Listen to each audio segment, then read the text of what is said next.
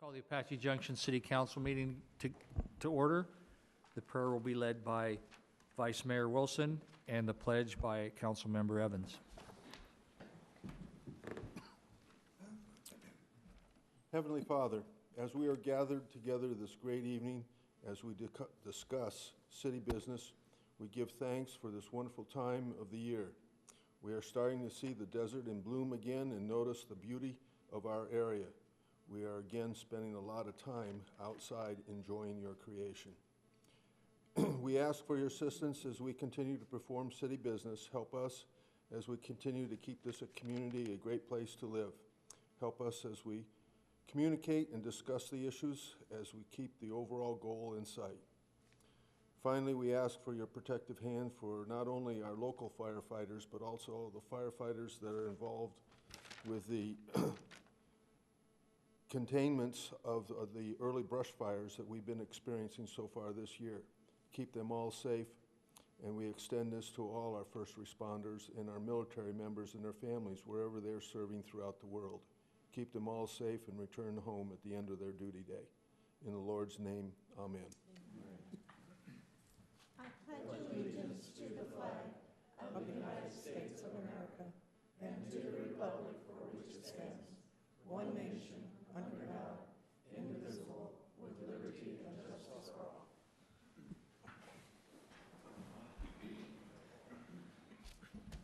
Roll call. Mayor Surtee, Here. Vice Mayor Wilson, Here. Councilmember Barker, Here. Councilmember Evans, Here. Councilmember Rizzi, Present. Councilmember Struble, Here. Councilmember Waldron. Here. All members present. You have a quorum, Your Honor. Do we have a motion on the consent agenda? Your Honor, Yes. I move that the consent agenda be accepted as presented and that approval be given to Resolution Number 18-04, a resolution of the Mayor and the City Council of the City of Apache Junction, Arizona, authorizing the city to enter into Amendment Number 1 to the intergovernmental agreement with the State of Arizona for the Winchester Road Sidewalk Improvement Project, and that approval be given to Resolution Number 18-09, a resolution of the Mayor and the City Council of the City of Apache Junction adopting a city vision and mission statement. Second. Roll call. Councilmember Evans, Yes. Councilmember Barker, Yes. Councilmember Rizzi, Yes. Councilmember Waldron, Yes. Councilmember Struble, Yes. Vice Mayor Wilson, Yes. Mayor Surtee. Yes. Unanimous, Your Honor. Awards. Recognition of the Apache Junction High School Student Council for their hard work within their school and in the community. And I don't really have any details here. Who can talk about that, right? Thank you, Your Honor. Mayor, members of council, a few weeks ago, Councilmember Struble had brought this idea forward. We have invited, as a goal, each of our schools and their student council. So we have over a period of time of a goal to bring them in. So tonight we have one of our Apache Junction High School, Nikki Smith, who is a teacher at the school and also the student council representative here with us. And this is the second one we've done. And we'd like to invite Nikki and any of the students to stand up and congratulate and thank them and honor them for their service to the community as well. Good.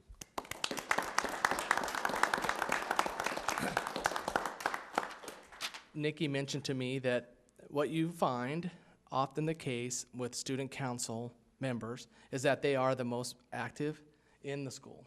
And tonight is a springtime on a Tuesday night. I can't remember how many different things she said, but I think she said track meets, baseball games, softball, and many others. And I know that several of them got held up at baseball because of a bus issue. So we want to thank them for coming in, and we appreciate all the work that our students do. And we encourage all of our youth to keep going great as they're doing, but also look at our Youth Advisory Council with our Parks and Rec, and we'll be looking for another round of students to participate in that process. Thank you once again. Okay, every year, the city has the Citizens Leadership Institute, which is how many weeks long? Is that It's 10 classes, although we did 8 in this particular series. So Al, you want to explain that and tonight's graduation? Yes, it is. So good evening, Mayor Sturdy, members of the City Council, Al Bravo, Public Information Officer for the city. It is my great pleasure to bring to you the 20th class, because the first CLI series was held in 1998, so this is 20 years now, where we have been able to bring citizens together for a series of classes to learn not just civics, but a lot about how the city operates. We bring in folks from all parts of the city to present to the group. We also bring in folks from some of our city partners as well. And as you likely know, several of those people go on to serve in leadership roles within the city, whether they do so in nonprofits, whether they do so in different groups, or, of course, on our city boards and commissions. So at different points of time in the last several years, more than half of the folks who are serving on those boards and commissions actually had gone through the Citizens Leadership Institute, and maybe even a couple of folks who might be sitting right up here right now, exactly. So we are very, very glad to be able to recognize the 20th class, or at least the 20th anniversary class of CLI. This was a very interesting class. It was some diehards that really got through, but of course they all attended the classes. They also attend a city council meeting and a planning and zoning meeting. I think they saw a very interesting one. Most of them did. Unfortunately, not all of them were able to come, so I just have a couple people to represent the class, but we will at least acknowledge them, and then we'll come up and do a nice little group picture to do that. So I will read off the names of all of our graduates, though, and then ask the members of the class who are with us to come up here. So graduates of the 2017-2018 Citizens Leadership Institute for the City of Apache Junction: Linda Cooley, Natalie Seek, Julie Jenkins, Greg Jenkins, Bill Creek, Dana Canizaro, and with us this evening, so they get extra points, Karen Begeman.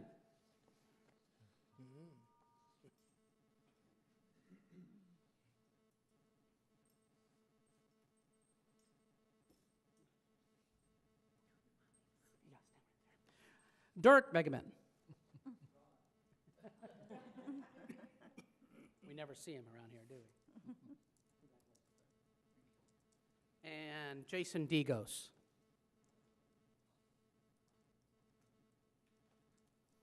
Representing the class of 2017-2018 of the Citizens Leadership Institute. Congratulations. Get a photo. Group shot, yeah. Yeah. Hey, Al, move them back into the light. Oh, yeah. Back. We need the, yeah. There you go. Yeah, you go. I guess there was some issue with the light the trailer board, but no issue with.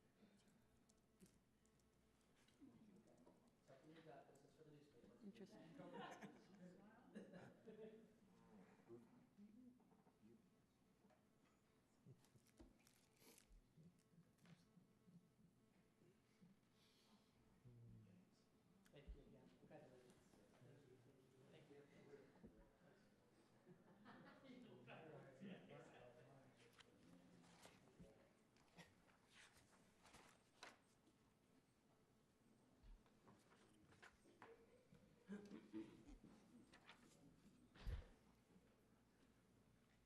I have a proclamation designating the week of April 16th as Week of the Young Child.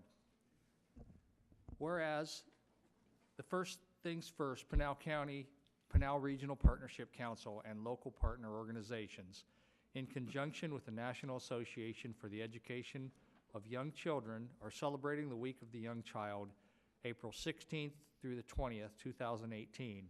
And whereas these organizations are working to improve early opportunities which are crucial to the growth and development of young children and building a foundation of learning for everyone in Apache Junction.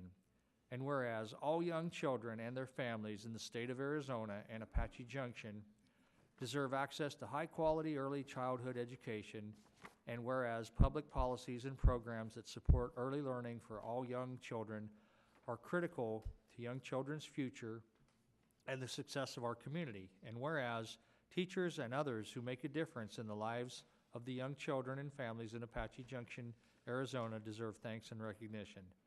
Now therefore, I, Jeff Surdy, Mayor of the City of Apache Junction, Arizona, do hereby proclaim the week of April 16th through the 20th, 2018, as Week of the Young Child in Apache Junction, and encourage all citizens to work together to make good investments in early childhood in Apache Junction. And So Your Honor, I can take that if you'd like, and then I would like to introduce one of our guests who are here with us.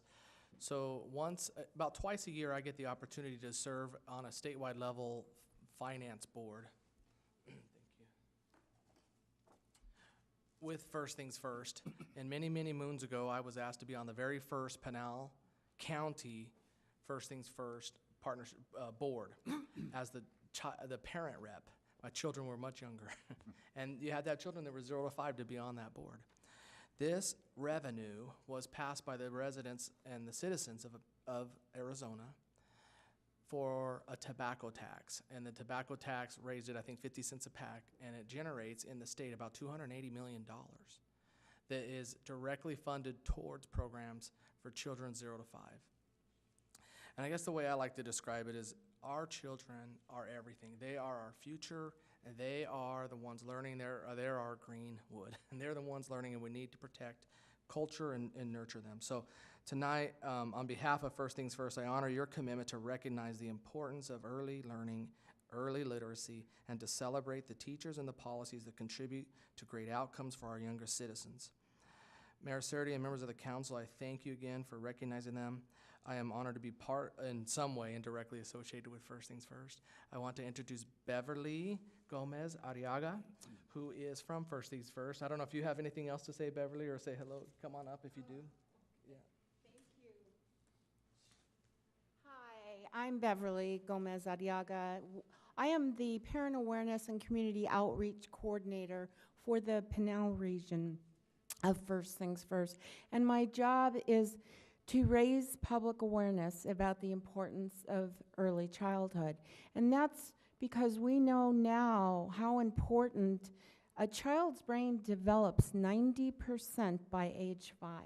They learn critical skills like motivation, focus, self-discipline, and self-esteem all take root in those early years. So it's critical that we provide their parents with the tools they need to help them be developmentally and healthy and prepared for kindergarten. So I thank you, Mayor Surdy, and council members for your support in this proclamation and supporting the Week of the Young Child.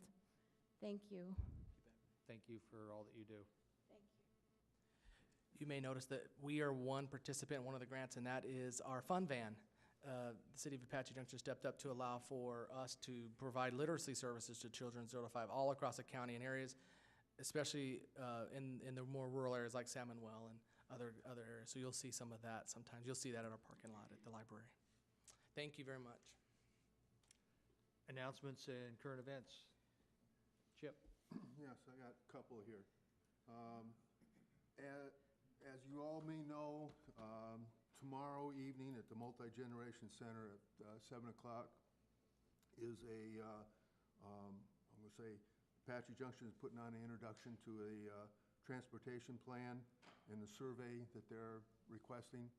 So they are requesting anyone that uses our trails or walks or bikes or rides a horse and using any of the, I'll say, going around the community, they're requesting information, and tomorrow they'll be giving a little more information into it, and I encourage everyone that's out and about walking, biking, or riding a horse to show up and put your inputs in.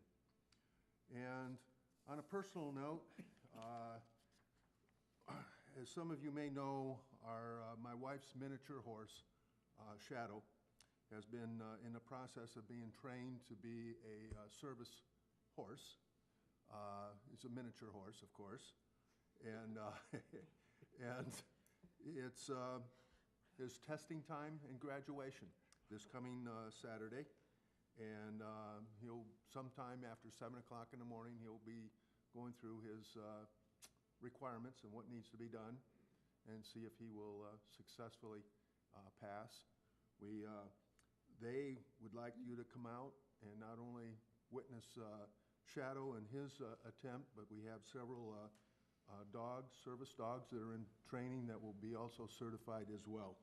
And it's at the old Greyhound Park, and it starts on Saturday at 7 with approximate graduation time at 9 o'clock. We encourage any of the city council members that'd like to come in and see, at least pass their congratulations on to all the service animals that successfully complete. That it? Mm-hmm. Okay, oh, I see you have a poster over there. Yes, Matt, can you, oh, okay. First thing is a good friend of mine, Ann Coe, has generously donated for a fundraiser, probably about 150 of these posters that are going to be available on Earth Day, which will be April 21st, the big ladybug release over at Earth Heart Park. Ann Coe is her name. Her art is in many states. She was commissioned to do a huge mural down at Sky Harbor Airport. And she will also be on site on Earth Day to sign any posters that anyone would like. So if you have a chance after the meeting and want to come and look at it, her detail and items she has in the posters are really quite amusing, to say the least. Okay, can you do the Youth Matters? We have programs for the very young, for the animals, and now we have them too for the middle school and, no, the other one, and high school students. And this one is happening tomorrow over at CAC. This is a county-wide youth forum to help students help others of their same age with bullying, domestic violence, mental health. We've had a lot of teen suicides within the county. This was all put together in order to give them some, I can't think of the right word, give them the information to help each other out, or if they hear a friend of theirs is having a problem. This was sponsored by the AJ Unified School District, Central Arizona, the Youth Empowerment, and the Apache Junction Wellness Group. And like I said, there's about 150, 160 students going to be there tomorrow. So this is the first of its kind, and hopefully the first of its kind. And I was asked to announce by our former Chief of Police, Jerry Monahan. He is now in charge of this End Violence Against Women International group, and they're having a golf scramble out at Mountain Brook on the 14th. You can play, you can be part of a foursome, you can sponsor a hole, or you can sponsor a tee sign. I'm not a golfer. I don't understand what makes people golfers, but apparently there's a lot of people that like to do that. So it's for a great cause, and if you like to play golf, I think it should be a good one. Is that all you got? You down here? That's it. Robin? Yes. Yeah, I'd just like to, first of all, acknowledge the Blues and Brews Festival that was here. That weekend was fantastic. It was packed. I volunteered for an afternoon and could hardly weave my way through the crowds. It was so packed. The music was great. It was a wonderful festival. I'd love to see more of those. I'd also like to throw out kudos to the AJ Library staff for their cosplay that they had last week. The library was packed. You could hardly work your way in and out of it. They had stormtroopers and and Ghostbusters and all kinds of folks moving in and out, and the kids loved it. And kudos to Parks and Rec for the marvelous, marvelous Easter egg hunt on Saturday. That was grand. Bryant, were you gonna mention the pause and clause? I can, but please, no, I wasn't planning on that yet. Okay, I thought, I'll leave that to you. Sorry. Also, I had the opportunity to attend our Easter event with the Apache Junction Drug Prevention Coalition. Thank you to Parks and Rec staff and all the volunteers. There were literally thousands of people out at that event. I don't know how they manage the children and the events to go so smoothly, but it does. There's kids having a great time. It was an awesome event. Recently, I've had the opportunity to spend some time with our local school teachers and learn what they're going through right now with a new movement called Red for Ed. And I would like to encourage our community. We have, it's a movement where people are wearing red t-shirts. They have signs in their window, Red for Ed.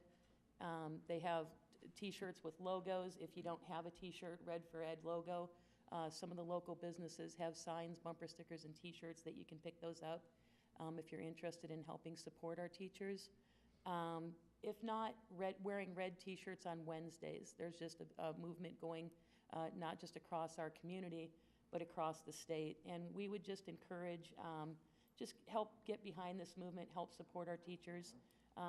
We have some local businesses that are actually taking donations of school supplies on behalf of some of the teachers that just, they can't afford to continue purchasing school supplies for children. And so just, there's a lot of events coming up. There's a local one coming up at one of our parks. And so Red for Ed, get behind our teachers. Let's show our teachers that Apache Junction supports them.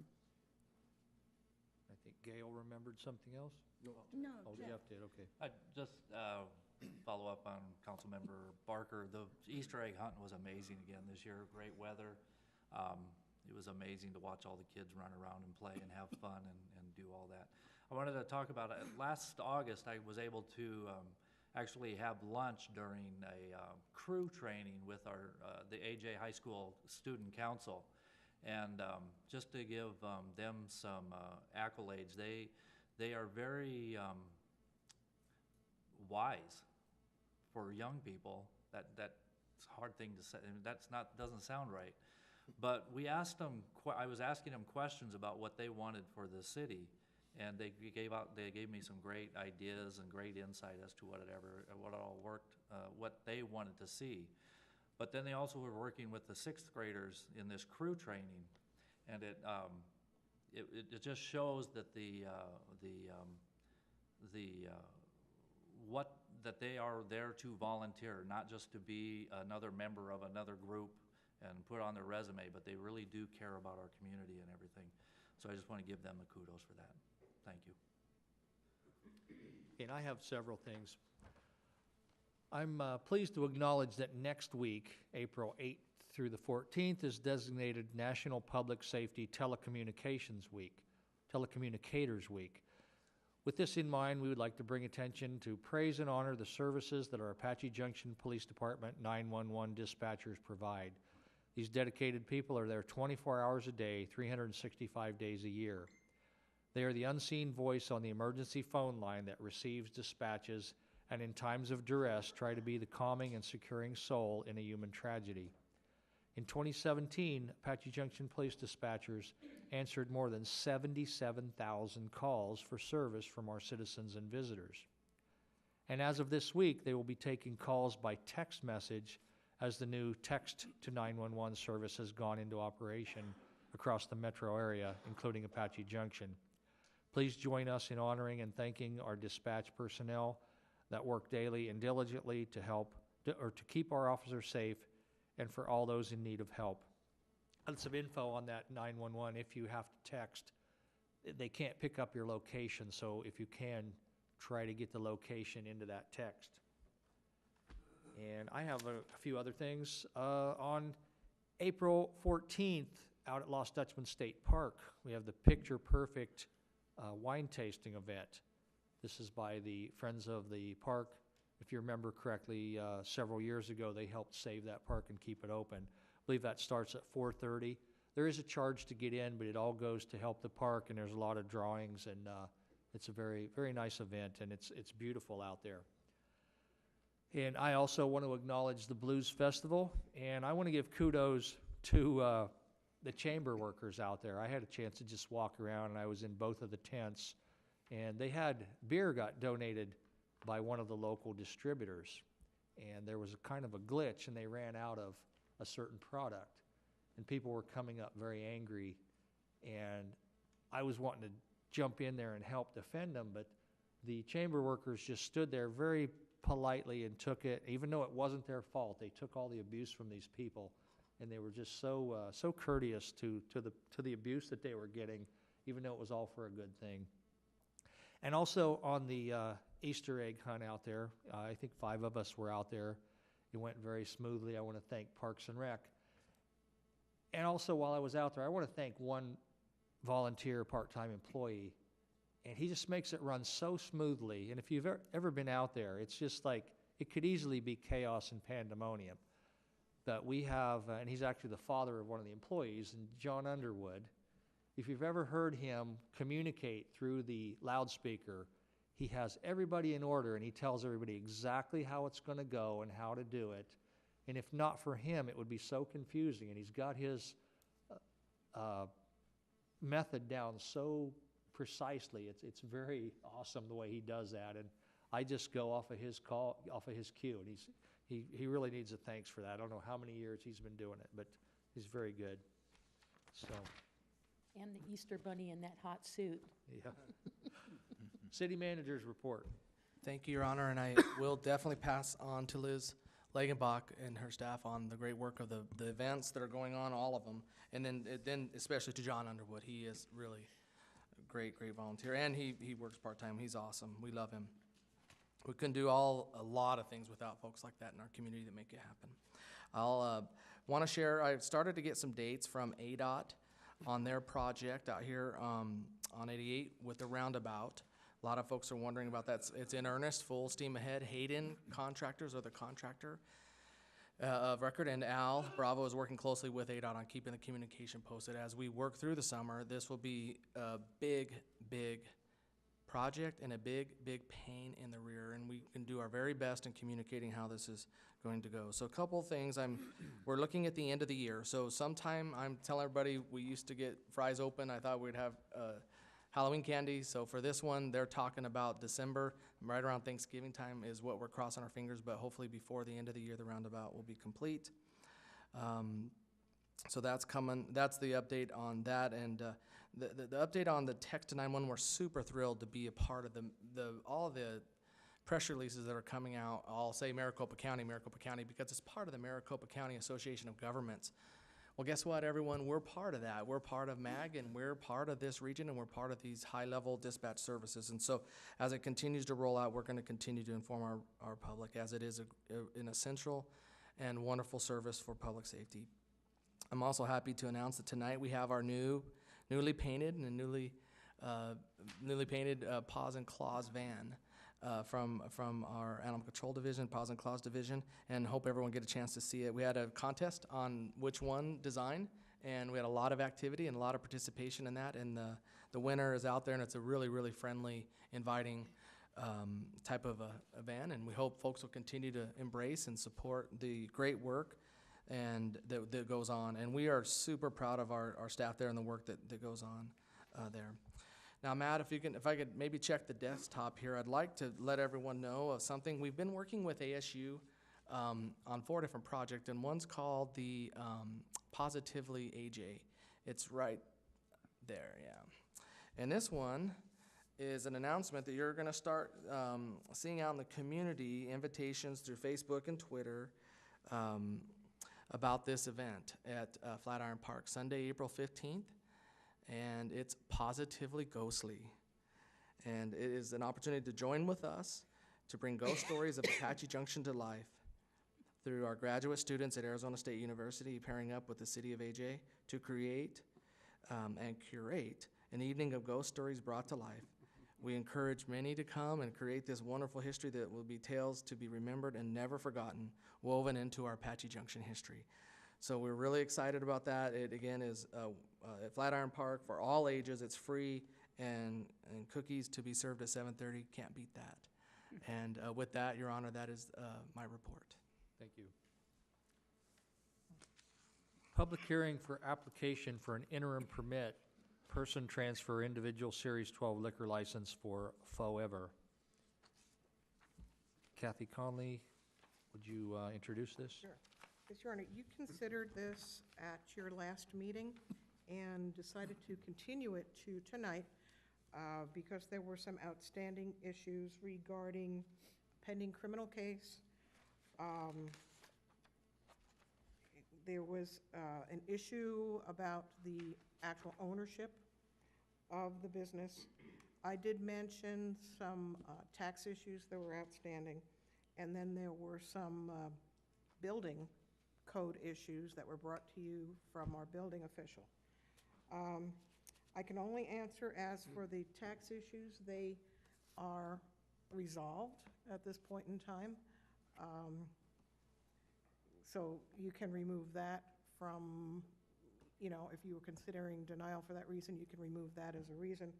I cannot answer for the pending criminal case because that is something done at the state level. Perhaps the chief has some update, and I have not heard anything further from either the building official or the fire district. Is the applicant here? Would they like to speak to the council on this item? I do not see them. Is there anyone here from the public who would like to speak on this item? Hearing and seeing none, I'll close the hearing. Any discussion among ourselves? Your And do we Honor, want to hear from the chief? can we have the chief come up and also somebody explain? I Yes. can. This I sheet? put that together. Yeah, there's one of the mysteries or unknowns about this business has to do with this particular list of liquor licenses. In your packet, as part of what we've received from the state, is a copy of the first liquor license that was issued to the owner of Mongolian Grill. That was issued in March of last year. It would expire at August 31st of this year. Please note the number for that license. Ooh, yeah. Now, if you look at number 2 Yeah. right below it, that same license number for an interim permit was issued to Mr. Ha for Forever. It was issued on February 13th, 2018. It expires May 29th, 2018. The third listing is also for a license under that same number, and this is from the State Department of Liquor Licenses and Control website. All it says next to it is active. It was issued to Forever with no name. The issue date, and that should be 3/3/2018, and that one also expires 5/29/2018. And then there's a fourth one, which is the one, if you look in your packet, that license number is attached to the application in your packet. It says pending. It was issued to Mr. Hoffa Forever. It doesn't say issue date, it says status date of 2/13/2018, and that one also has an expiration date of 5/29/2018. I cannot explain this, and I don't even want to guess. This is something the state is going to have to deal with, and maybe their internal mechanisms, this is okay for them, but I can't make any sense of it. So we don't Chief? know how the number changed. I cannot, I don't even want to venture a guess, because I could probably be very wrong, so. It looks like they have several licenses now. We don't know how that even happened. Two, for the first and second one, we have pictures of that license. Mr. Ha showed one to the chief, and the chief sent the picture of that to me. The other one is in your council packet, and the numbers 3 and 4 are on the state's website. It's very weird. I don't know what their procedure. Especially the pending one. with the status date in February, and it's still pending? Oh, man. Chief, can you tell us any more? Tom Kelly, Police Chief, Apache Junction. Mayor, City Council, I really don't have much more to give you than I gave you last time. Last time, just real quick synopsis, was that back in February of this year, we had been informed that the Forever restaurant was working or dispensing alcohol without a license. We looked into it, found out to be true, passed the information on to the Liquor Commission. They, at that time, became aware of it. We gave them copies of our reports. They have, since that time, since we talked last, given him an interim liquor license so that he can legally dispense alcohol. And the last conversation I had with the agent that was handling the case was that he had until May May 29th. 29th of this year to resolve the several other issues that he had with the Liquor Commission, or he would not be operating under a valid liquor license any longer. There was some conversation about the restaurant being sold or in the process of being sold to another individual, but that I can't verify what the status of it was, but it's been moving back and forth between a couple different hands. And Mr. Ha is the current proprietor of the business right now, and supposedly the gentleman that owned it when it was Mongolian Grill was in the process of selling it to another individual, but they didn't think it was going to make any money, so speculation is out there. So the state has given him an interim license, so he's operating. Yeah, I know, that's welcome to my world. They issued him an interim liquor license to dispense alcohol and to operate until the May date. And then at that time, hopefully we'll be informed of any other action. Your Honor? Yes. Chief, so it sounds like the state is giving him X amount of time to clear up whatever problems they're seeing. That's what it appears to be. And whether, I think last time when you passed on it, there was a conversation between council members of maybe a language barrier problem and whatnot, that I don't know.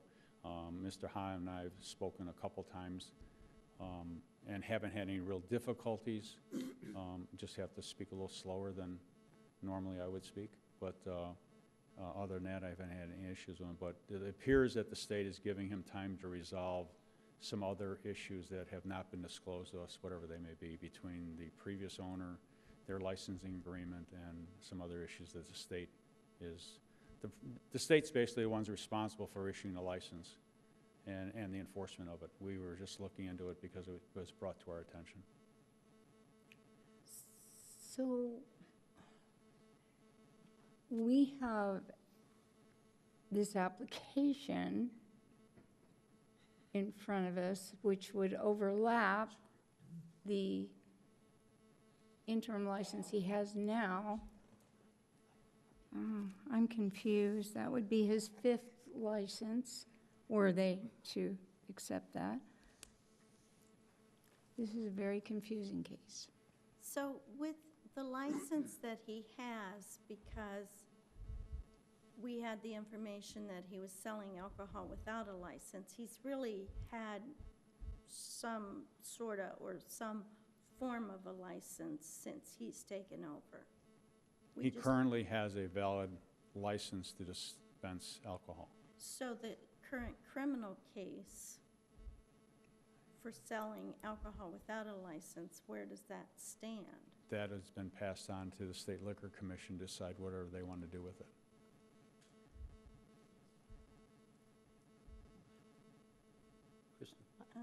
I have a question for Joel.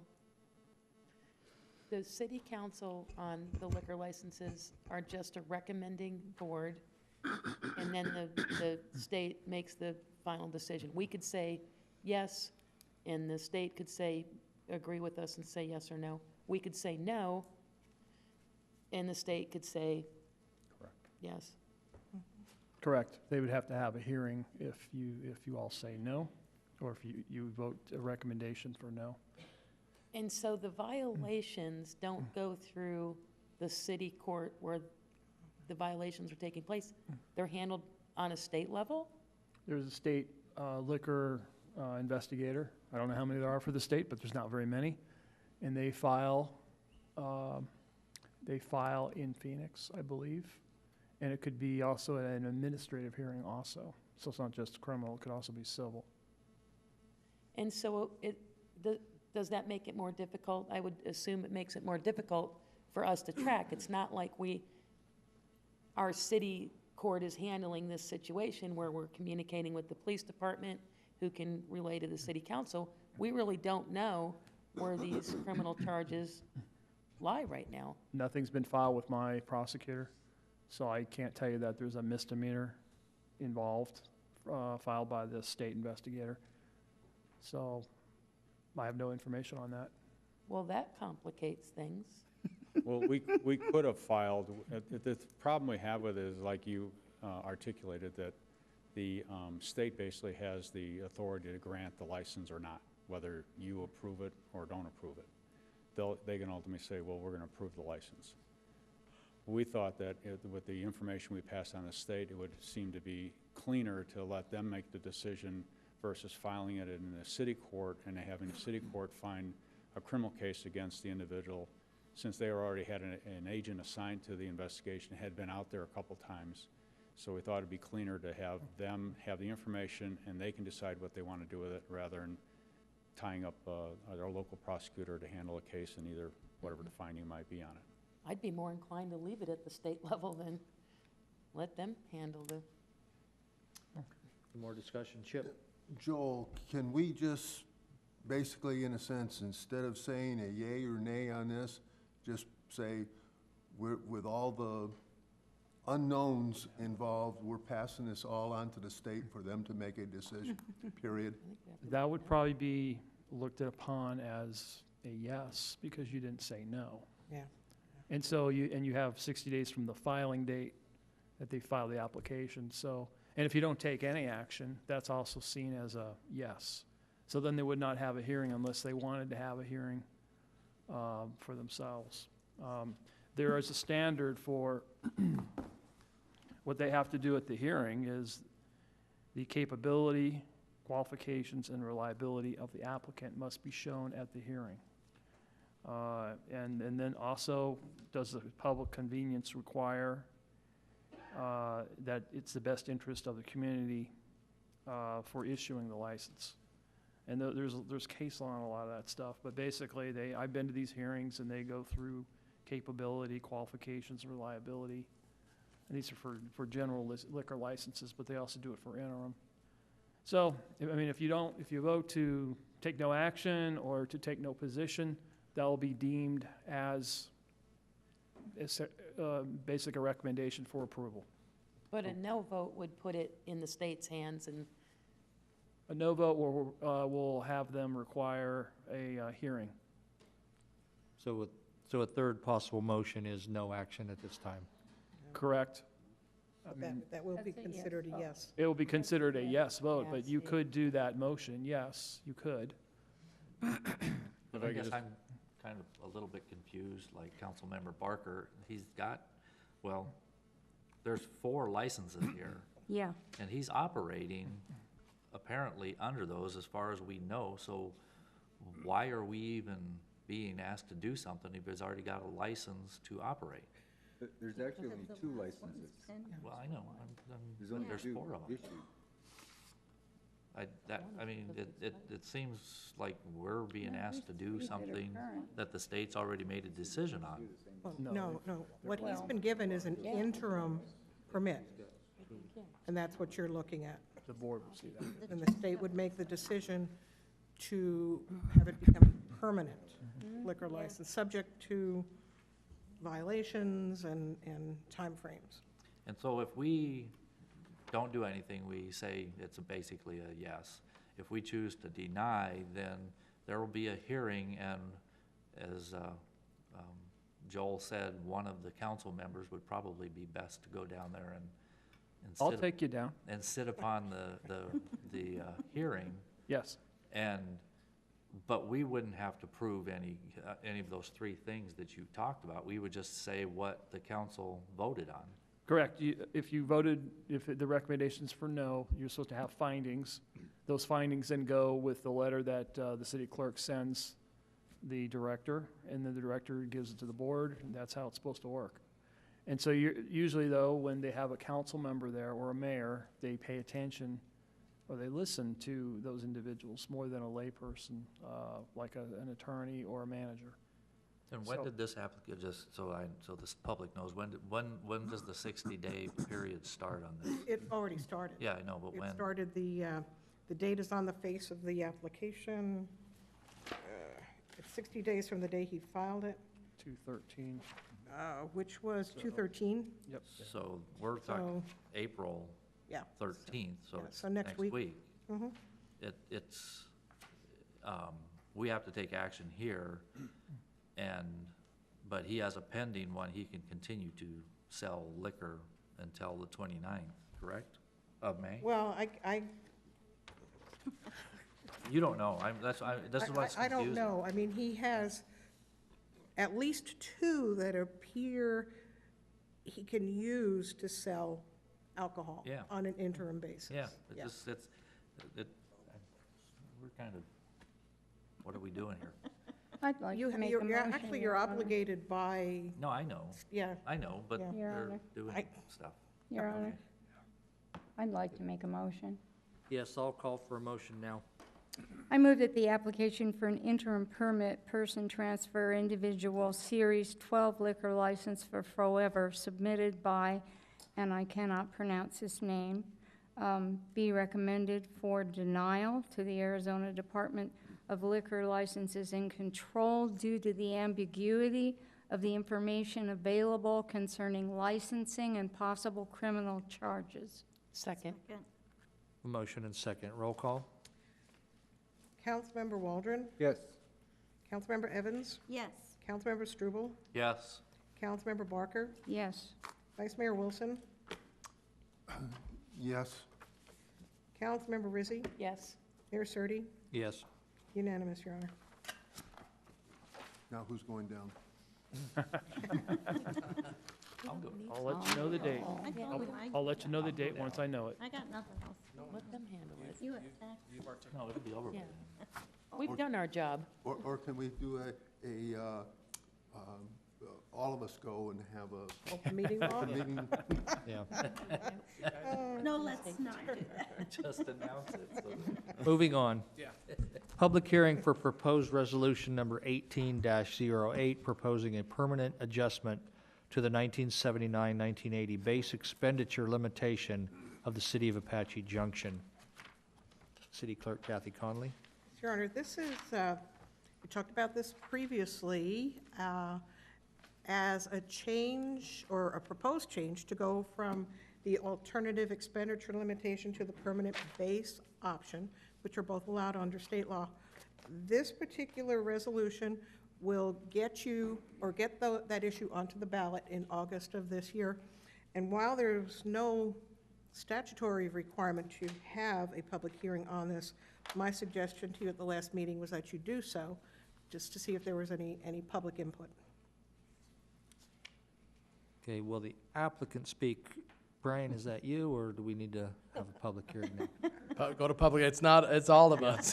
This is, So that is this is all of a us. 6-month process y'all been working on through your Yeah. strategic planning efforts, through your efforts with long-term vision and mission of the city, and the position of the finance and the ability and authority to govern as a local government. And so you've instructed us and given us direction over time, and so this is a public hearing on that to get it on Okay. the ballot. Is there anyone here from the public who would like to speak on this item? Hearing and seeing none, I'll close the public hearing. Any more discussion? Your Honor, Yes. when I was on the website for the League of Arizona Cities and Town the other day, they're offering a 1-hour webinar on Friday on this very subject, Friday, April 6th from 9 to 10. I didn't know, does the league allow us to attach that to our website, or Are we allowed to do Certainly that? we will certainly look into that. We did ask the league about this. Tom Belshie, you may recall way back when we were first looking at home rule versus permanent base and the in-between. He came out and did a special presentation for us. We verified that that is the very same, but this will be on, very same presentation they did for us, for you. This is for everyone, and we'll see if we can get this, we can talk to Al and see if we can get this linked up and put this on our, more information, more education is a very good thing about this. Yeah. Absolutely. Can I add to that? I registered, so I checked with them today and politely said, hey, did I miss the call-in number for the webinar? And was like, we'll get back to you. So, I don't know. If you notice, it's not on here. That 602 number is the league's main number. And what you're saying is that's not where you register. No, you can register by email and tell them Yeah. which one, because there's several. There's several of them. Yeah. Yes. But coming up. it's by webinar, but you usually have an access number. Yeah. And for some reason, that's not out there yet. Okay. I'll just add to that, that we can also find the date that Tom Belshie came and gave that presentation here. And we can send a link via our Granicus video streaming, and we can make that available. We can put it on our social media. So if people are interested to watch that, they can. Just the more information, the better. We had our first opportunity, Vice Mayor Wilson and I, to present in front of a group, and I think that that's important. We have this dialogue starting all the way till the end of August. As we say, can't sell a secret. We got to really, really help our community understand that this was something they asked us to do, that the state will continue to require annual budgets the same way we've always done, that our revenues to expenditures match, and that this is an authority just very similar to the home rule to allow for us to have that authority if we ever wanted to go to bring in the sewer district or the water district as part of, under the umbrella of the city. You're gonna need that ability or capacity or flexibility to have the expenditure higher. Any more discussion? I just want to say this will be the most important move this council makes in the last several years. It's very, if you look at the cities that have passed this, it really helps them to be effective. And now, Krista. I just have a question, thank you, Your Honor. Bryant, or maybe Kathy, getting this done, getting this passed, would this not be a savings where we have to continually go out and ask the community? We have to put it on the ballot.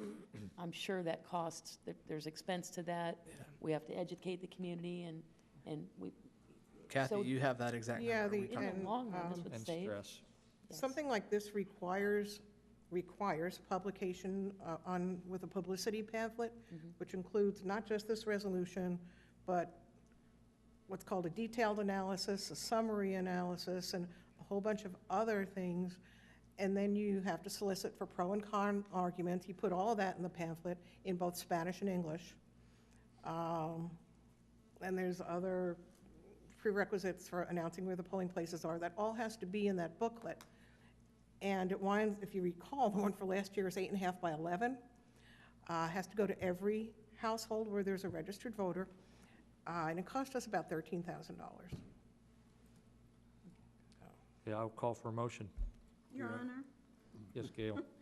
I move that resolution number 18-08, a resolution of the mayor and the city council of the city of Apache Junction, Arizona, proposing a permanent adjustment to the 1979 to 1980 base expenditure limitation of the city of Apache Junction be approved. Second.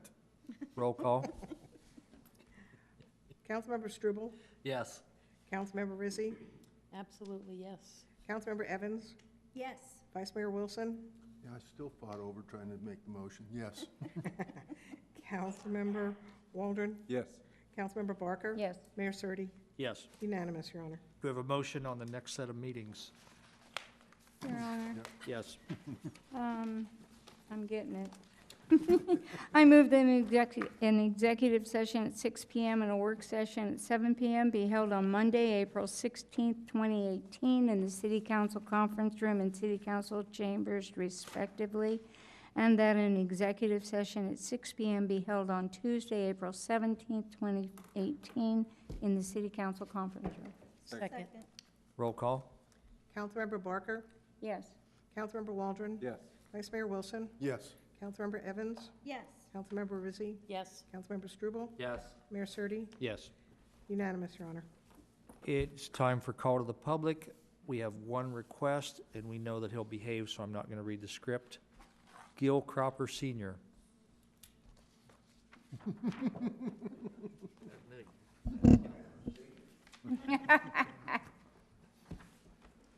Gil Cropper, 577 West Windsong Street, Apache Junction, 31 years now. Mayor, members of the city council and staff, I'm here to tell you what the month of April is. It's not on your calendar, it's on mine. Arizona, it's National Adopt a Greyhound Month, and it's on my Greyhound calendar. So I urge all of you to kind of take a look at this breed. You all know we get to the events, Joyce and I and Lacey and Susie now. We've lost 5. We've been with Arizona Adopt a Greyhound now for 19 years. And I'll tell you, they are a wonderful breed. You can't imagine how they adjust to home life so quick. And if you ever want to know about them, come visit me and watch them around the house. And just so happened, if anybody's interested, I brought some brochures. Did the Greyhound catch the rabbit? The Greyhound did, in fact, catch the rabbit, yes. And another thing I'd like to say before I close. I want to thank the city council and the mayor and the city staff for the job that they have done. Like I said, we've been here 31 years, and this administration has showed us a great improvement. Thank you. And also the police department. Captain Kelly. Well, when I first met him, we just got promoted. And Chief Jerry, he was great too, because I've seen some, well, I won't go into it. Thank you very much. Thank you. Would anyone like to respond? Thank you. Bryant, can we leave those flyers in the foyer out there? Yes. Okay, so we will adjourn the meeting.